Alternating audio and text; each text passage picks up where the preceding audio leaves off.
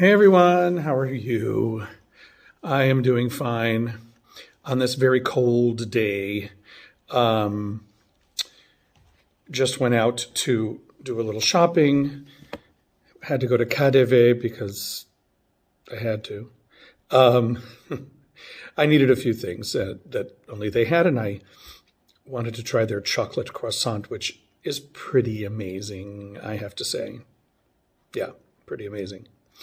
Um, so before I get to going back to those days near the end of October, I had a couple messages from people, some of my watchers. I've never really been able to say that before, so it's kind of cool. Who were interested in knowing the process that I really went through before even, really getting here, just getting things moving and started in the process of moving here. So I'm going to address that and give you an idea of what I did, or I'll just tell you what I did. Okay. So when I decided to come here, I had learned about the freelancer's visa. There are different kinds of work visas depending on what you do. And some jobs, if you're being brought over here for a full-time position and they want you, they will help take care of the whole visa situation. But if you're going to look for work on your own, then you need to choose kind of what kind of visa fits you. Mine is going to be, I believe, an artist visa because of my music background, and probably that's where I will be working. But there's the other kinds of freelance visas. If you have your own business, that's a different kind of visa. So I would first look up what kind of visa it is that you would like to get, and that fits your situation the best. The other things I did, I got health insurance. You have to have that in order to get your visa. And the cheapest, easiest way to start out is with a company called Feather, and they have an expat insurance that you can't stay on forever, but you can stay on it for a while, and it's acceptable through your visa appointment. It'll work for that. It's just like 80 something euros a month. It's not horrible, but it's, the bare minimum insurance that you can get. Once you are off of that, depending on your age, my issue is because of my age, my insurance will be private and probably very expensive. I've been learning of a few possible ways of bringing that number down. Somehow, if I had made a certain amount of money over the last 3 years in the US, that might bring it down. If you're under 55, I think, and you're an artist type person, and there's an organization called KSK, or they say KSK, and it's sort of kind of like a union-ish kind of thing, but you can get insurance through them, and it's much less expensive, but I'm too old for that. So I believe it's under 54 or 55. I can't remember now. But at the very least, for me, I got the Feather expat insurance. And then I decided, now you don't have to do this, but it just helped to have a support system. I used a relocation service called Nomaden Berlin. And they didn't do a huge amount, but they were just knowing they were there was helpful, and that I could ask questions and get an answer. So there's a fee. It was about $400 or $500 to sign up for them. And then they also put you up in a small studio apartment, which is where I was in the beginning when I first got here, for up to 2 months. The rent there is 900 and something euros a month, so it's not cheap, but you don't have to worry about it. For me, sometimes paying a little more money so I don't have to worry about something is helpful for me. So, and they also set up my Anmeldung, the first Anmeldung, which is your registering where you live with the Bürgeramt, the like city hall of the area you're in. So it actually doesn't have to. You can get it in any Berlin town hall, but you have to register there, your address. I believe that's free, and all I needed to bring was there's a form, and actually, well, Nomad in Berlin helped with all the forms, but there's a form with a very long name that starts with Wohnung and it goes on for a while. That the building where you're living, if you do the Nomad in Berlin, then this place that I was living, the person that runs that place filled it out on the first day I got there. So, and my appointment was about a week after I got there. Then it was up to me to find another place to live after the 2 months. I was very lucky that a friend of a friend had a friend who needed someone. But there are a lot of apps for looking for apartments. Immo Scout is one. I can't remember the names of all of them, but that's one. Now you can't. I've been able to work some of my American jobs still while I've been here, doing my private voice lessons online and doing teaching my one class with Brooklyn Children's Theater. That has kept me kind of going. But you're not really allowed to take German work until you've gotten the visa. But you can get the ball rolling and look for things if you need to. And then you can get these letters of intent to hire, which you'll need at least 2 for your visa. And they don't have to follow through and hire you in the end.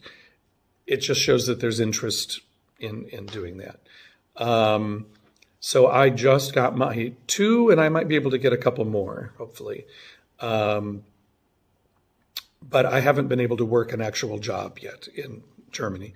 Excuse me.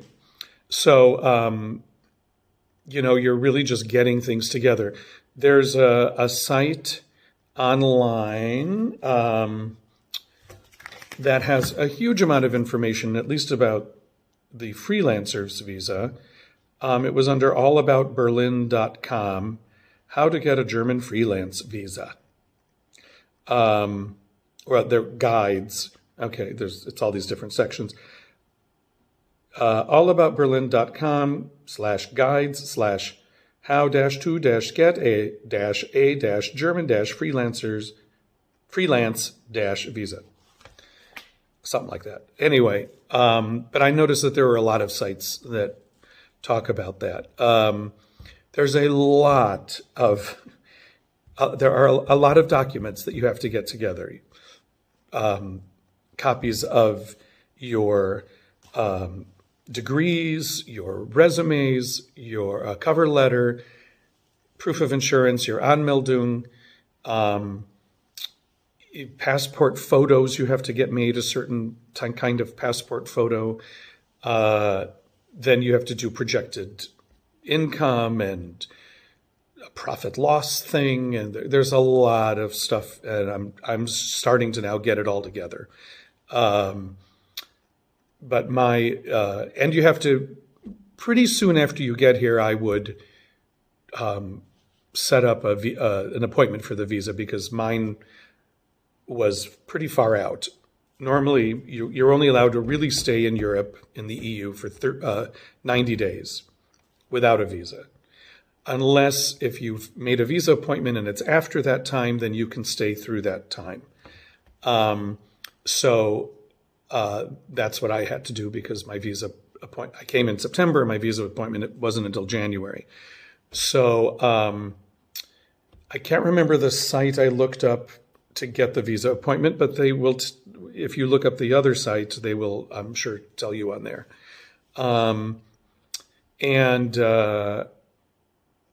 Yeah, so there's that'll give you a list of all the things you need to bring.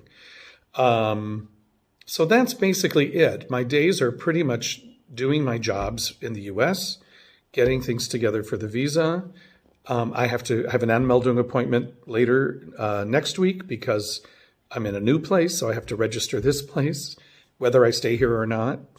But I need an Anmeldung for a place during the time I'm getting my visa. So looking for work and making connections and getting those letters of intent. Also getting letters of recommendation from previous jobs.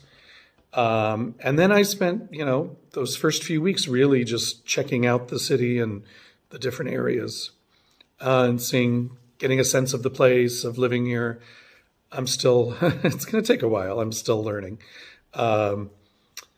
Today I learned, okay, you can't stand in the middle between two aisles to check out at a store and go to the one that is open first. You have to choose one of the aisles no matter what and stay in that aisle because somebody went right ahead of me.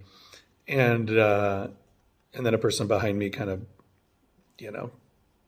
said something nasty in German. I'm not sure what it was, but I could tell by the tone.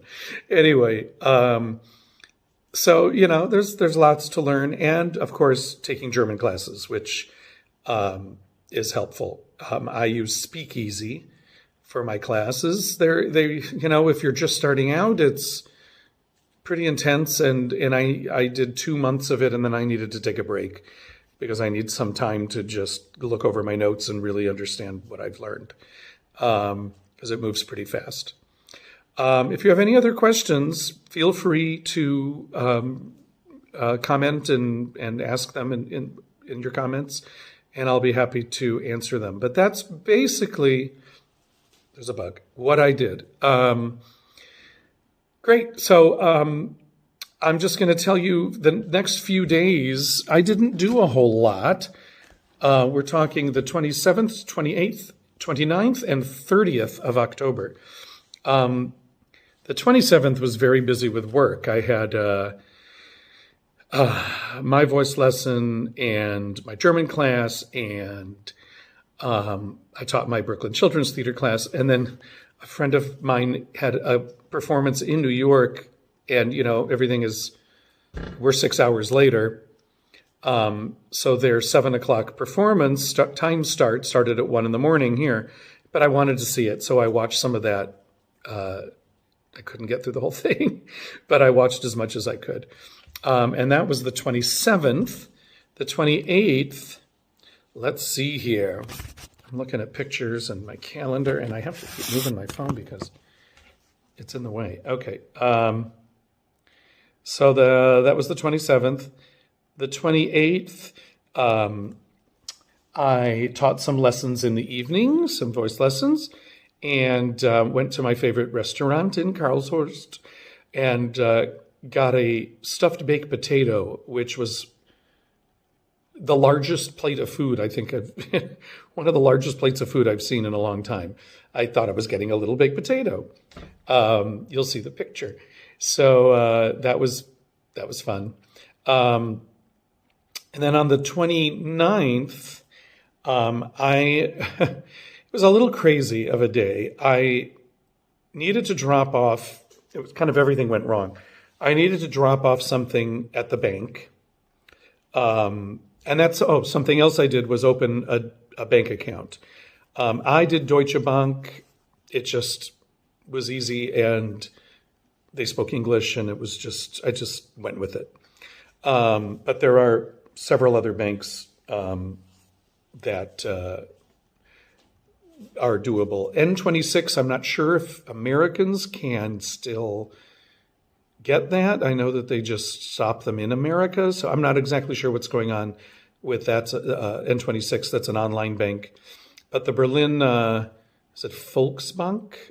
Or, no, there's another one that has a lot of branches. And that would probably be a good one, too. That one has more ATMs than Deutsche Bank. But I'm not sure how the customer service is. But anyway, I thought a branch of Deutsche Bank, and there was no branch of Deutsche Bank there. It was just ATMs. So I couldn't do what I needed to do. But then I went and got my hair cut in kind of a Turkish area on Sonnenallee. And that was great. I got a good haircut. I was very pleased with that and wasn't expensive. So that was nice. And then I wanted to get a pair of pants, and I was told there was a place called Dickies, and it looked like it was in Alexanderplatz. So I went to Dickies, and there was no Dickies. There was a sign that said there was a Dickies here, but there was no longer a Dickies. So I then didn't know what to do. So I, not far from there was what I thought was another Dickies, but it wasn't another Dickies. I was not having good luck. It just was a tiny store that had like maybe one or two pairs of Dickies pants, and they weren't my style. This was like a streetwear kind of, hoodies and all that sort of stuff. Not really me. So let's see. I then went to, I was just, I was trying to find all these Dickies, and that came out wrong. I was not searching for Dickies, but I was searching for Dickies. I'm going to leave that in. I thought maybe I should take that out, but I'll leave that in. I just gave up and decided to walk around the area, and I came upon a wonderful little store called, what are they called? Chapati, like the Indian bread. And I went in and I kind of looked and I went, oh, this is very upscale, and they're going to have like pants for skinny tall men, not short chunky men.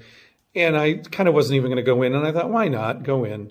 And I ended up going and finding a really great pair of pants that fit perfectly, and a cool shirt as well. So I was very pleased. I bought a little outfit there. So that was Chapati. And then I found a wonderful little chocolate shop in that area and had probably the best little chocolate cake, like a flourless chocolate cake, that I think I've ever had. Really good. I can't remember the shop, but I'm trying to remember the street. It was off of, right off of the U123. Is it 123? Bahn. If I remember in a future podcast, I will send you that name. Anyway, so that was the 29th. And then the 30th, I had a couple lessons. And that was mostly it. I stayed home and just made some food at home. And that was that. So the next 2 days, I went on a nice little trip, and I will tell you about that. So that was those few days, kind of quiet, and stayed around town and stayed home. But there's more to come, and I just got back from a trip to Wiesbaden. I went to visit some dear friends from college that live there, and I had a great time, and it's a beautiful city. So I will at some point talk more about Wiesbaden and have some pictures and stuff. Okay. All right. Thank you all. And I will be back soon. Bye.